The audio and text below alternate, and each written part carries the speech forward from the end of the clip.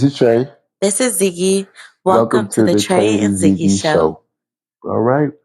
First, we want to start out our podcast with a shout out. Shout out to Shout out to two businesses, Beautiful Rebel Hair Products and Sisterhood Aromatherapy. We stopped by their booth when we went to the Montrose Live Market, and they have a lot of cute things. Like, all of their scents are so warm, and right. they have some sensual scents. Like the ones that we got, I think it's like lavender and vanilla or something. Something like that. Yeah. So they have candles, and then they have the melting wax for the candle warmers. And they have candles of all sizes, and they have like similar scents of all those different kinds of candles. Another one we got was like orange and amber or something like that. Right, that's one for the bedroom. Yeah. And all of them have names, but I don't have the names right now.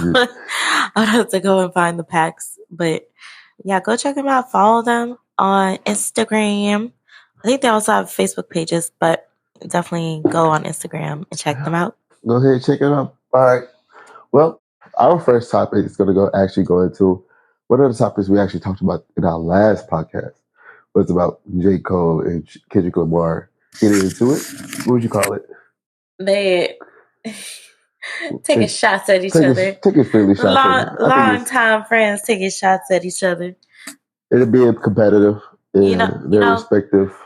I blame Future and Drake for this. Okay, if it wasn't for them, Kendrick and J. Cole would not be getting into this. Yeah, I'm so upset by this. They are very toxic, especially. I mean, both of them are very equally toxic.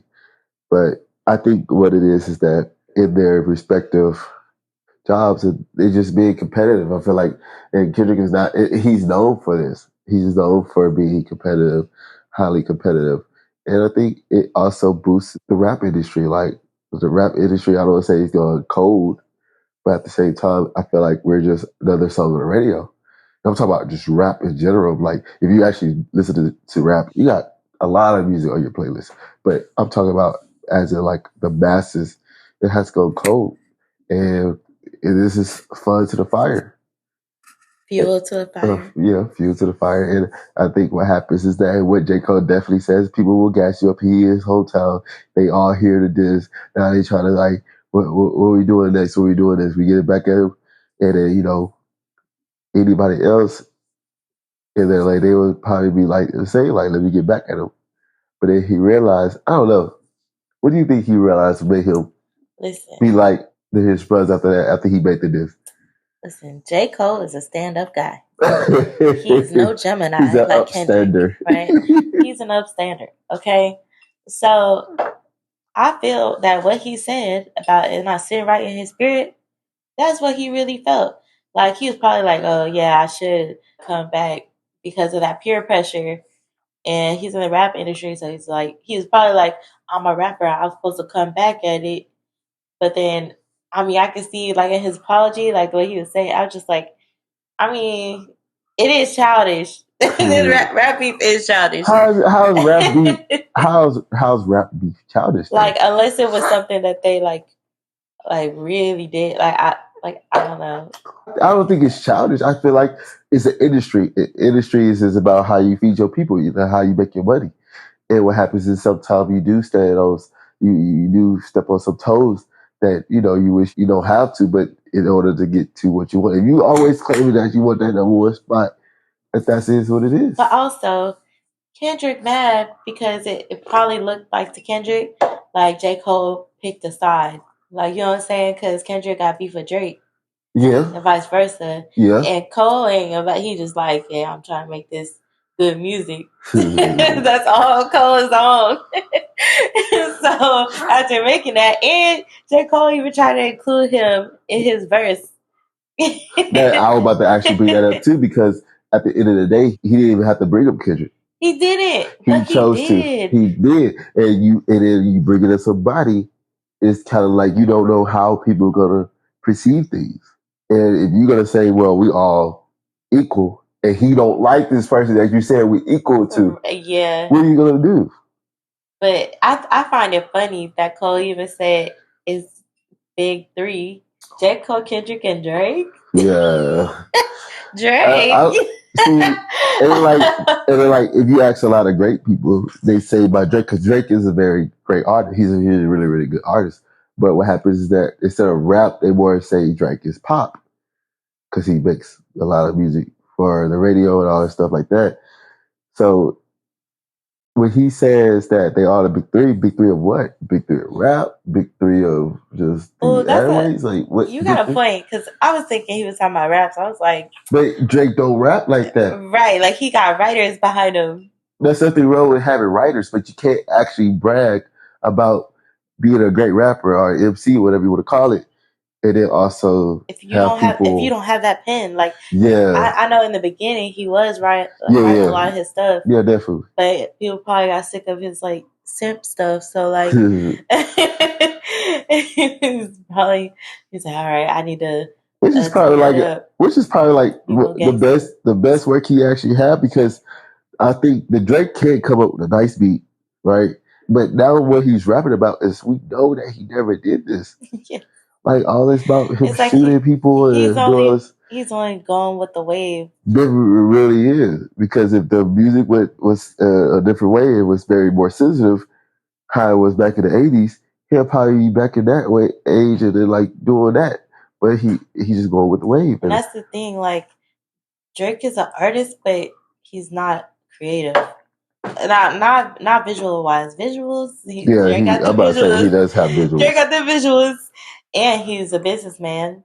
He knows who to partner with to get where he needs to be, as far as who needs to feature on the song. Right. Any cameos in the videos. Any Supposedly he's supposed to be getting paid to put Sexy Red. Like he's like getting paid literally. Like I believe that because he's about the business of it. And it's like you could tell when there's a rapper that is industry and a rapper who is in the industry. Right. And trying to create, like Kendrick and J. Cole. And you can see it. I feel like you can see it like in the way their sequencing is on the album. Like it's not just to go straight to the radio. Like the sequencing that they have and the storytelling aspects that like J. Cole and Kendrick both have. Like Drake ain't got that. He does not have that. Yeah, I think he did have that at first, like you said before. But it's like now he's trying to stay in the top 3, top 2, instead of like giving us what he really felt like. He's giving us what the masses want. And like you said, he's in a business thing. Kendrick and J. Cole, a percentage of it, yeah, you always got to be in the business. But when they talk about creativity on their projects, they more so tell us what they really truly feel at the moment. But one thing about it is that when Kendrick dropped an album, it's a classic. Every album he dropped is a classic. No, but this is also stuff that he really truly feel about. Like he'll come out there, have his 18 different voices. But everybody gonna make fun of him with. But at the end of the day, this is his art. This is his work, and it's still going to be classic. Where a lot of artists don't, and Drake don't definitely do that because if Drake talk about what he really talking about, he wouldn't talk about popping pills or doing all that stuff. Like he probably is a womanizer and all that stuff, but at the end of the day, he ain't nobody gonna be shooting. He got these people that love him in Houston or whatever. These people that would probably slap with him, but he ain't doing none of that stuff. Kendrick, he lives, breathes, eats, all that stuff, rapping. He came in the industry rapping his butt off. And he gonna keep doing it. So I just feel like J. Cole, after he went out and apologized, that said J. Cole back as in like his career, but I say as a person, a lot of people, like my students at my job, they was like actually like saying that was a lot for him to actually come out and apologize. They was happy for him because he feel like that wasn't himself, right? There are a lot of people that's truly fans of J. Cole probably felt that way too. Me. Who? Me. Just making sure you know that.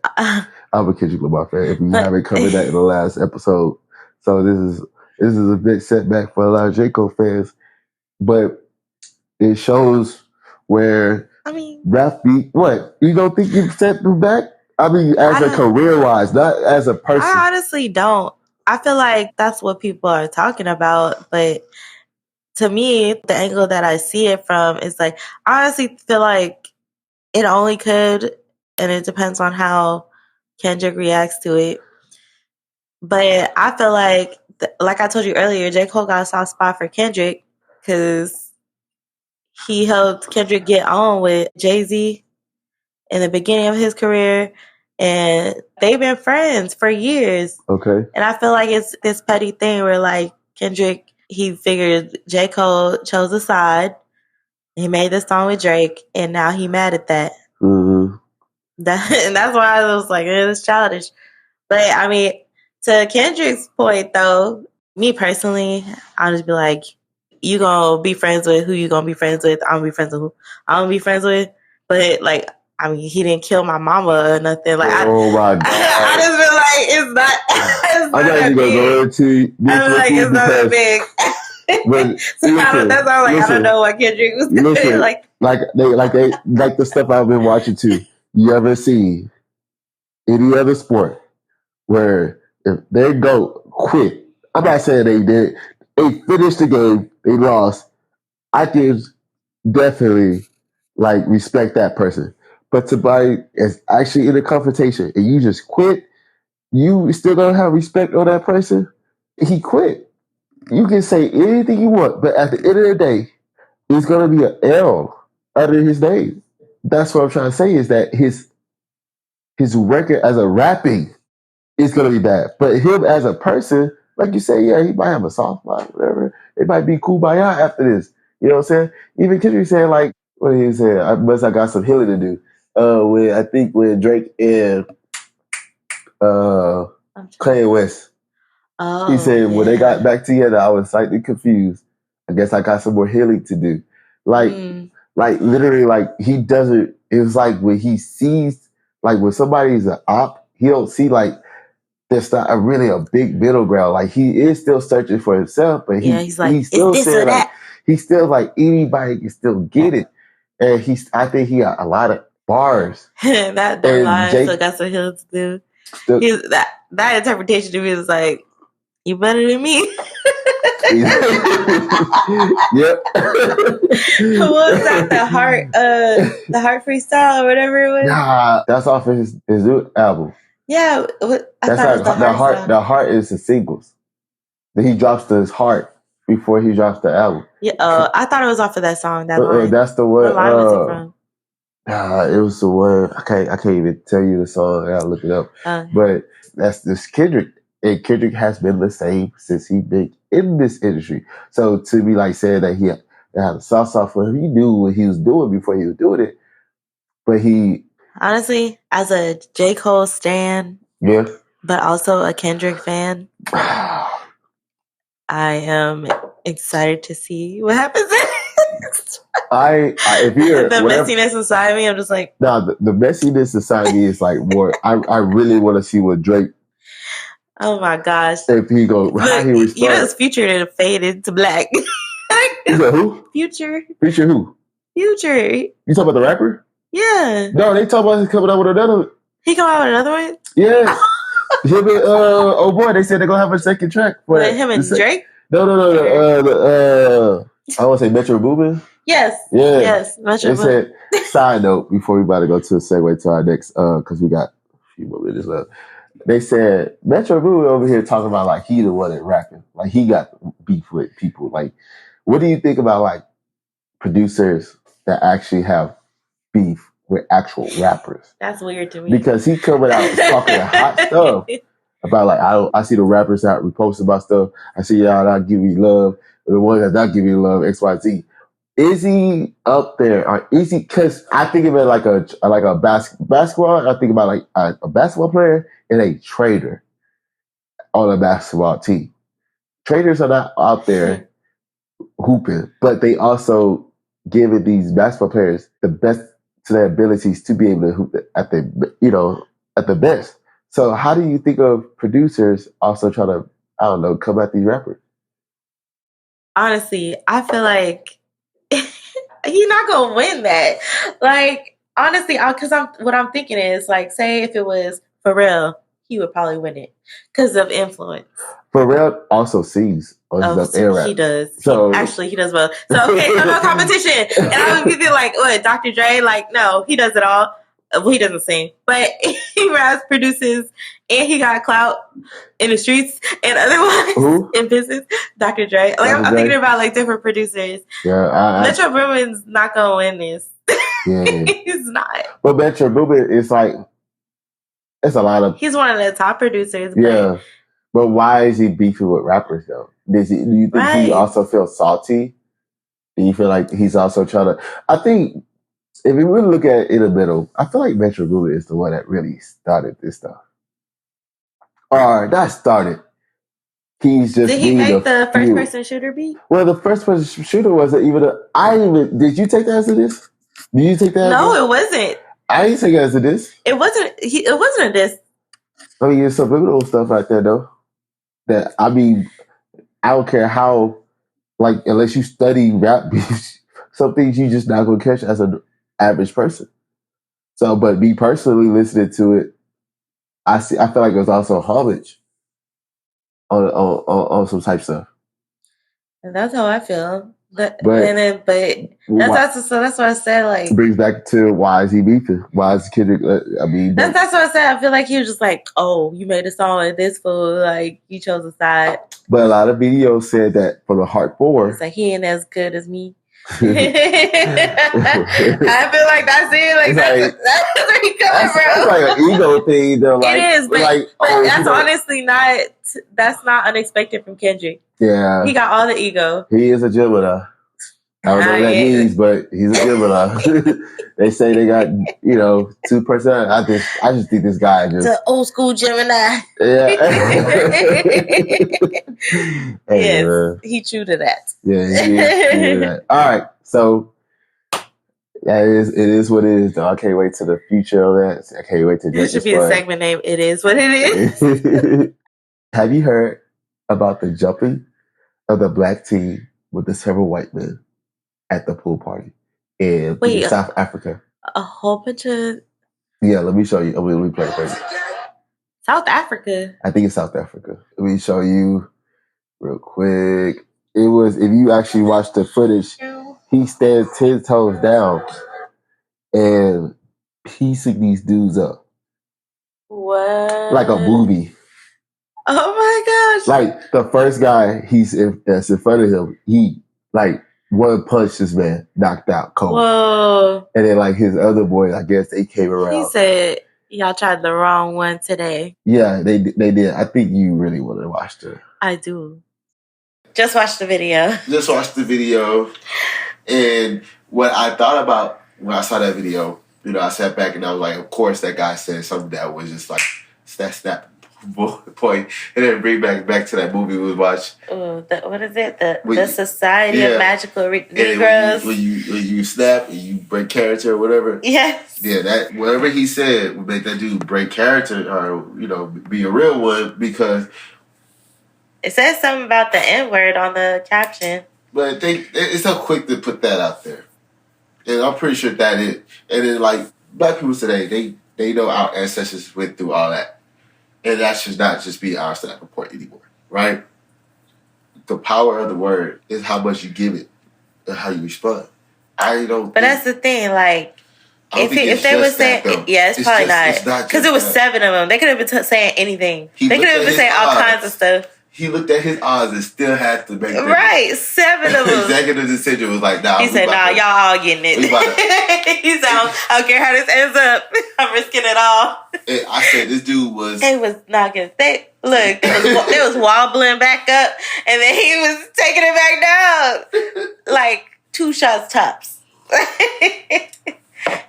Yes. That man had hands. That man had hands. What is this, Alabama? That's what I'm about to say. That's exactly how I felt when I saw that video. Yo. That was wild. Like, it's always by the water. Why? Why? This was at a pool. Alabama was by a pier. Like, what? Man. That was where was that at? South Africa. This is South Africa. South Africa. There's a lot of white people in Africa. Well, yeah. I think I should read into the history of like how the African people got there. I got to too, because what happened is that there's white people that live there. And if you would look at the propaganda that America has actually talked about Africa and how only poor people and people in hunger and 25 cents a day or whatever it was, you can feed a hungry, starving African in Africa.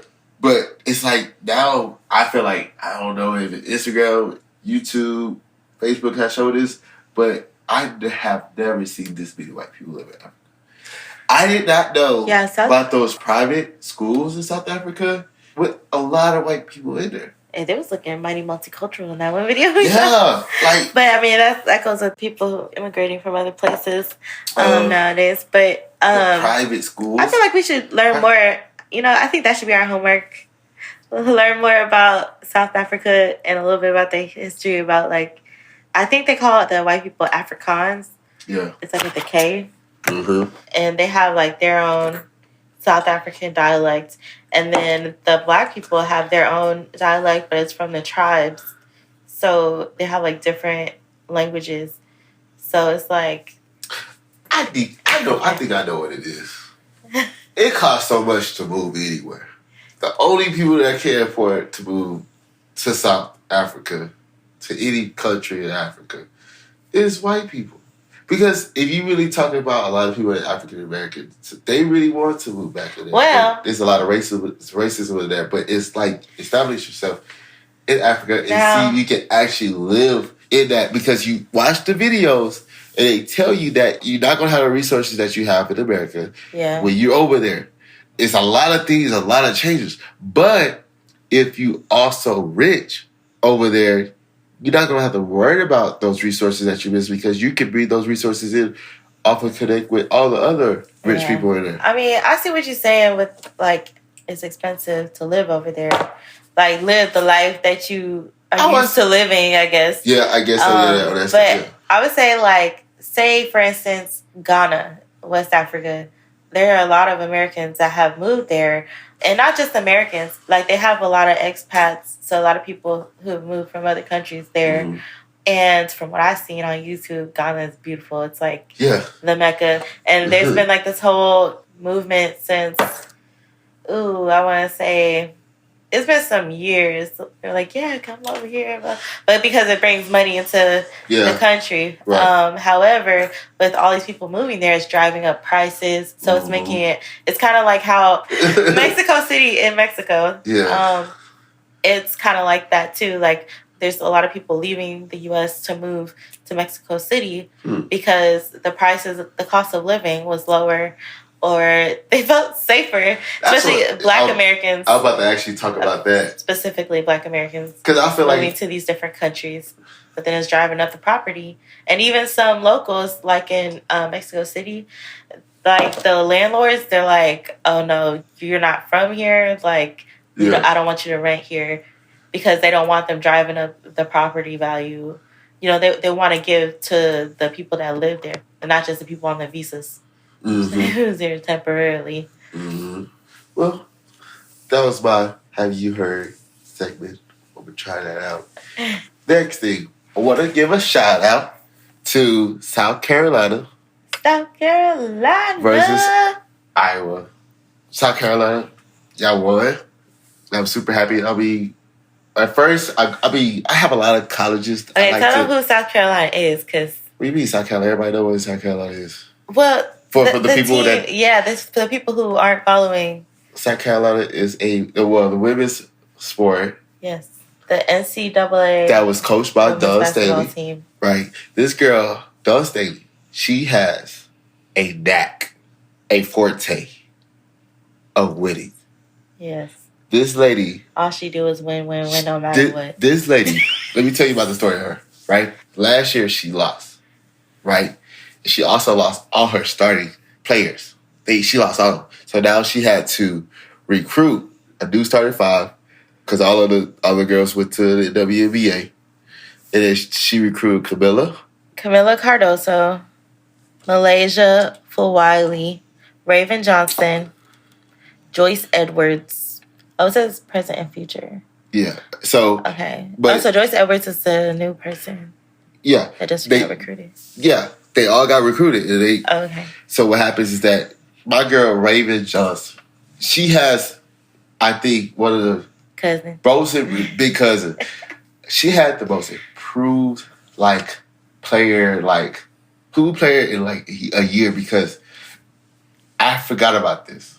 That they was in the playoffs and the girl from Iowa, number 22, can't remember her name, but she waved her off. Caitlin Clark? Caitlin Clark, yeah.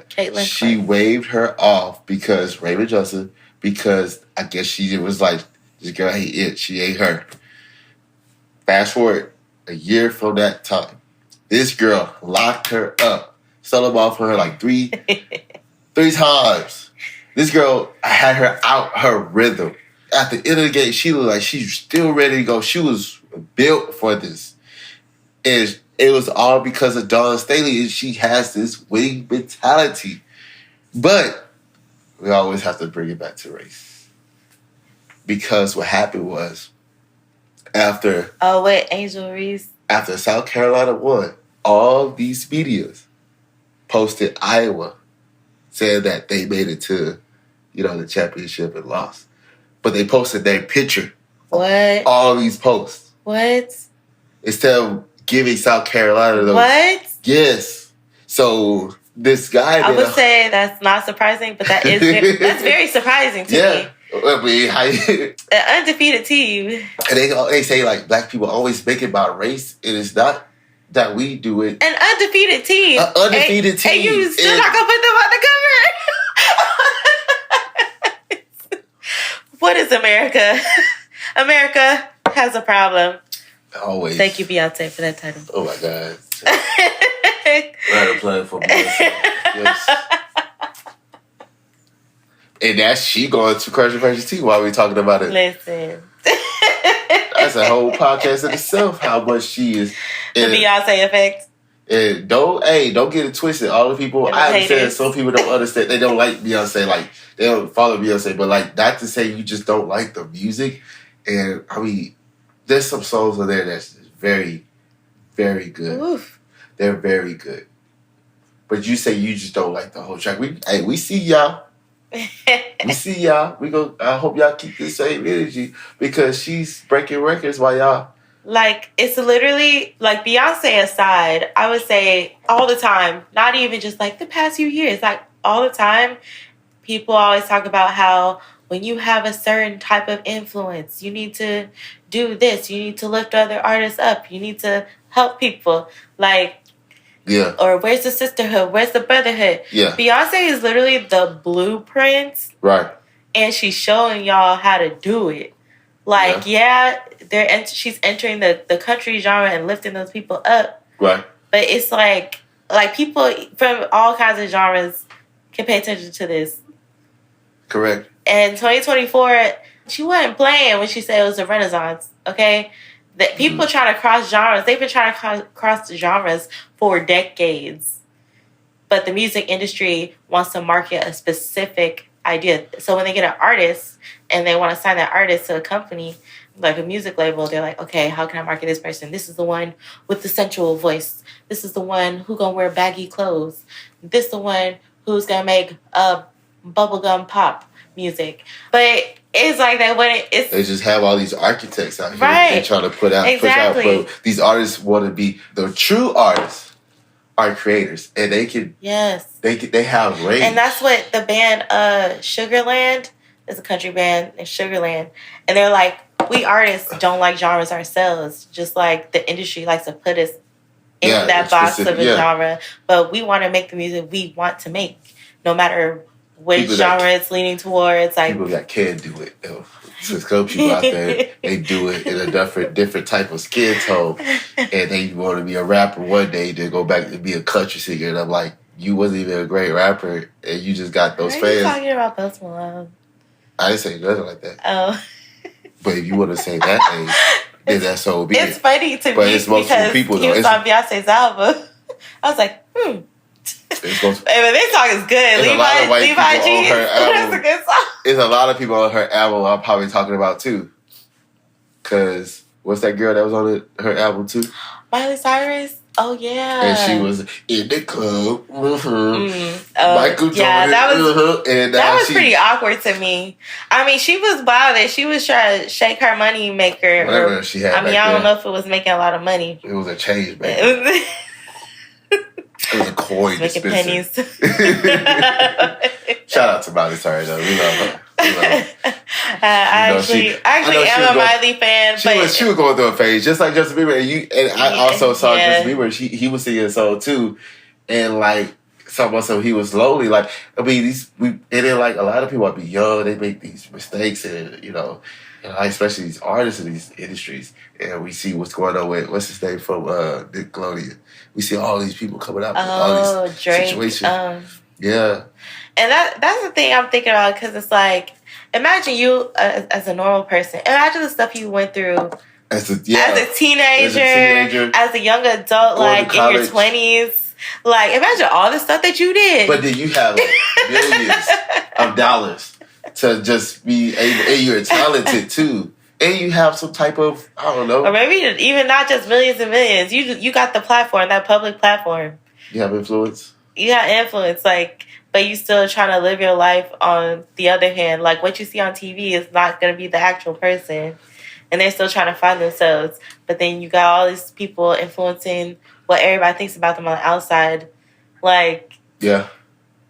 To go through the phases is completely normal, but that just raises the stakes. I feel like if everyone was able to have a camera on them when they was growing up, as a teenager, if everybody had cameras every time they came out and did what they did at a party or whatever and whatnot, we'd all be like, man, everybody would look at us a different lens. And then we'd mature around 25 or some of us 30. And then we was like, you know what, let me go ahead and clean up my act or whatever.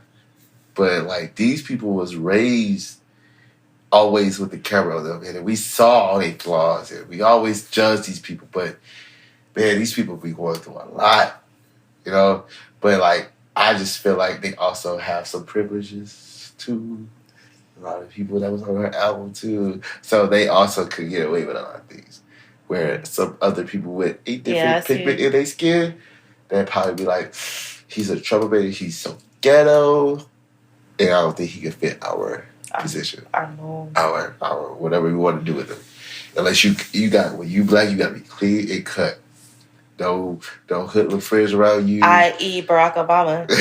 I mean, this isn't that he's not in the music industry, but Michelle Obama talks. Let's not be political. Let's not be political. No, it's not. This is still social. So in Michelle Obama's book, she talks about how she knew. Well, what's this in her? I haven't finished reading the book yet. But she was doing an interview about her book to her, but it's the kind of thing where also on Scandal there was a scene with Olivia Pope and her daddy talking about this, like, when you're black you have to be twice as good. Oh yeah, and not to mention that's true for a woman. A black woman is like that's like 3 times as good. Yeah. Like that's like even more.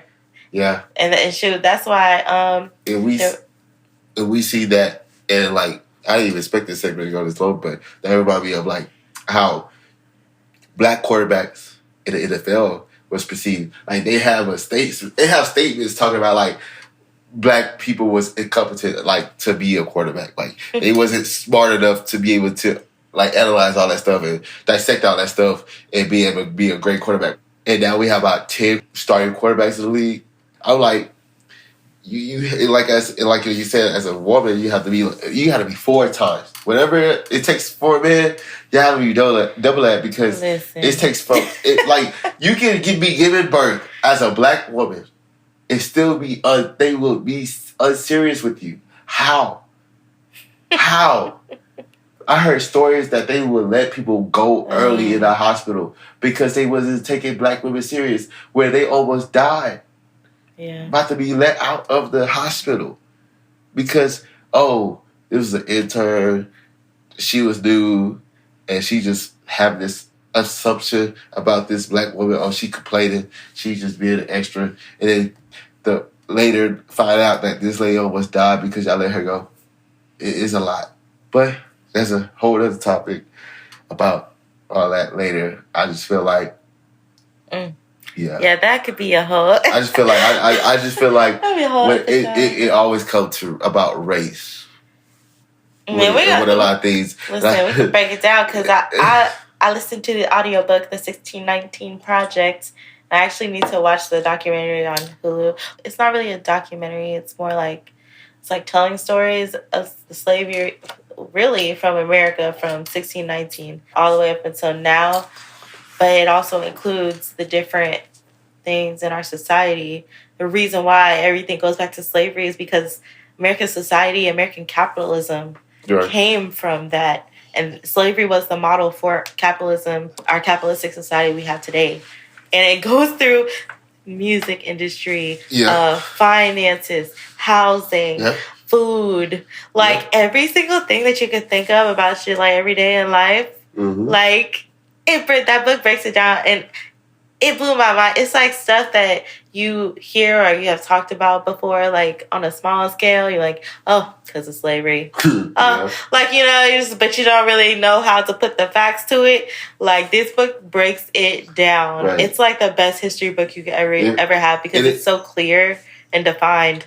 And if I'm not mistaken, did you say also, I probably heard this from you, what did you say that Hitler looked at? Oh my gosh. The platform. Hitler looked at how America had their system of slavery, and he used that as inspiration.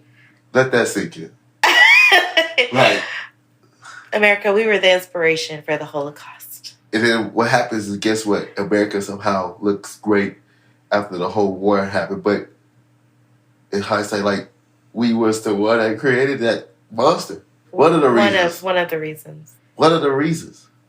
Oh, man, the breakdown was insane to me. Y'all, go the 1619 Project. It's an audio book. It's a physical book. And if you have Hulu, you can watch the visual of it. So it's a multimedia project that a journalist created. I think her name's Nikki. Mm-hmm. Yeah. But what did you think about the eclipse? Did you spend time with your family during the eclipse? Did you? Were you at work, inside a cubicle, with no windows? Yeah, make a comment below, okay?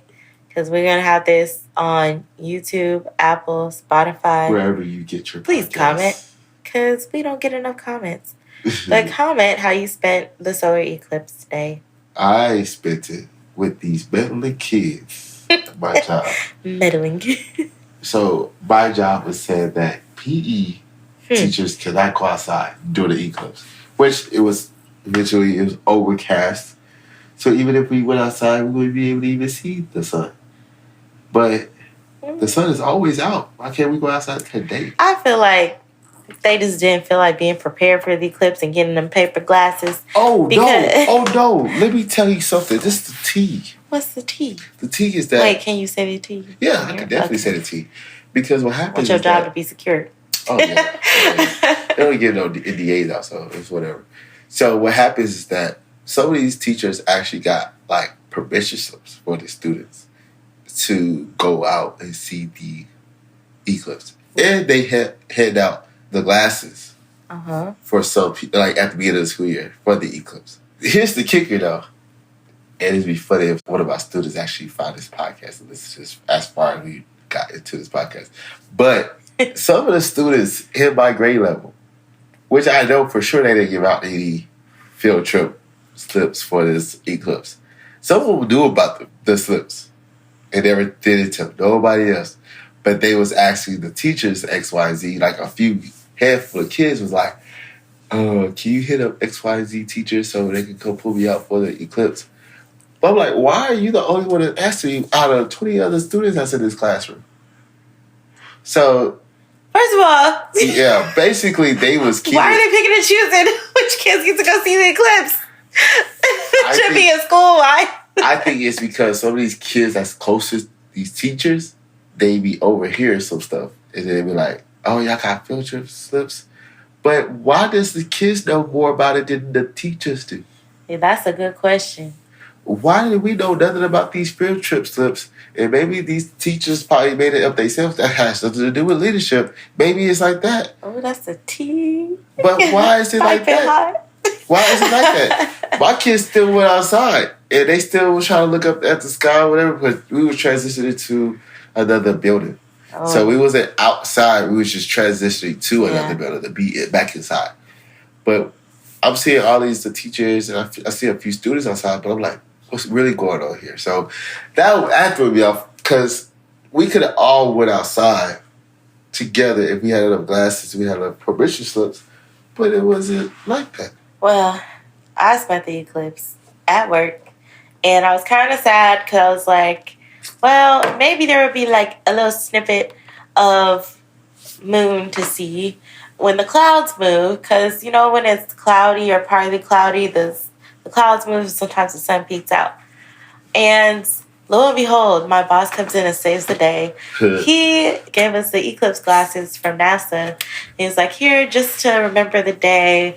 I know it's going to be cloudy today, so we probably won't see anything. Sweet. And my coworker, I can name her name, but my coworker, she was like, she knew the times that it would be like, it was between like 1:40 and 3 p.m. So she went to check at the window because we could see the sun like right by our window. Right. And she was like, oh, I can see it. I was like, wait a minute. And so we were like looking outside of our window for the longest time. And then it was moving. And so we eventually went outside. So the closer to 3 o'clock it got, it was getting like darker. And we took a picture. That's nice. And yeah, my other coworker, he came outside with us so he can see a little bit. It was pretty cool. Yeah. I was like, I can't believe we actually, it's like wasn't planned because we thought we weren't going to be able to see it. But my boss came in the clutch. He gets Boss of the Year award. Boss of the Year award. I'm the biggest boss that you've seen thus far. I'm the biggest boss. But you know, we talked about a lot. Do you want to talk about the last thing that's on the Olympics coming up? The Olympics are coming. Yeah, 2024, baby. You remember last time the Olympics was around? 2020, during COVID. Oh, yeah. They didn't have it. They had it in 2021. Wait, where's it supposed to be this year? Paris? Because those oh my gosh, the intros for the track team. I can't wait to see and they had the celebrities introducing them. Oh, yeah? Keke Palmer introduced Sha'Carri Richardson. What are you talking about? There was like... When did they do this? Like a month ago or something. Oh. It was like, if you go to like, I guess the Olympic or to the summer, so I don't know. Go to the athletes page or something. I gotta see this. But yeah, it was so cool because they're standing in front of the Eiffel Tower. I don't know if that's CGI or if they was really in front of the Eiffel Tower. Green screen. Yeah, my guess is they were actually in front of the Eiffel Tower, but that lighting was good. Is it nighttime or daytime? It looked like nighttime. Ooh, okay. And that lighting was good, man. I'm like, man, they put some effort into these announcements. It was so cool. I can't wait to see the drip for the Olympics. I can't wait to see. I love... What do you... Yeah, 1 year I want to get like one of these jackets. What do you look forward to seeing for the Olympics? This is for the people, the listeners. Another chance to comment. Like, I like, is it track? Is it... Because they also... I'm not completely sure... I have to look back up on this, but they also try to do like a 707 football tournament in the Olympics this time. I see a lot of memes about that. But what are you looking forward to seeing for the Olympics? I mean, basketball, they talk about having another type of dream team over there with LeBron, Steph Curry, all of them. And I mean, and we talking about gymnastics too. You know, we're going to have, it's going to be going crazy over there too because I can't think of her name. The one that she took her. They took a break from her. Oh yeah, she came back and became the most decorated medalist. Yes, of all time, or just in gymnastics. I think it's gymnastics because I think the most decorated person was that dude swimming. I think she got more medals than him. I think she got more medals. But it's also about that 1 year. So it's like in Olympics, not in these D1, that Diamond Leagues and stuff like that. I'm talking about like actual the Olympics. Oh, then I don't know. We'll have to look that up. Have to look up the Olympics. Oh, I'm excited. Yeah. And then we can, you know what? While the Olympics are going on, we should do a series and just cover like. You ain't ready for that sports for me. Oh my gosh. Okay, you look at what you look at, right? And I'm and that's one thing I like about the Olympics, though. There's so many things. There's so many things that you all times of day. Yeah, but I love that we also have YouTube now because now if we miss it, it shows everything that you missed. True. On it. And like the way they have been. YouTube is clutch. The way they've been titling these videos, it don't even let you know who won. They be like, watch these performers do what they do. It's not Shakira beat everybody in the 100. Shikari, I'm sorry. She beat everybody in 100 meter. No, it's like, watch this 100 meter dash and see who wins type stuff. And I like that they're making the titles more engaging than. Yes. Yeah. But all right, well, this has been a show. It's time for us to go. Till next time. This is Trey. This is Ziggy. Thanks for listening. We hope you tune in next week.